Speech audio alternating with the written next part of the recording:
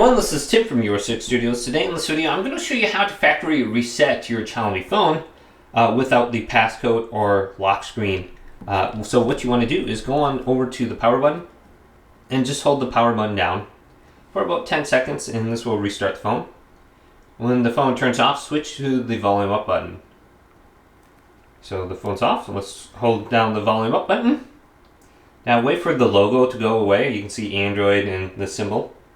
Just continue to hold that button down. And then you'll be brought to this lock screen. Now you can use the volume up and down button. And then press the power button to select wipe data. Then you can go down to wipe all data right here under this menu. And that will remove your lock screen password on your phone. And then you should be able to sign in. And then you should be good to go.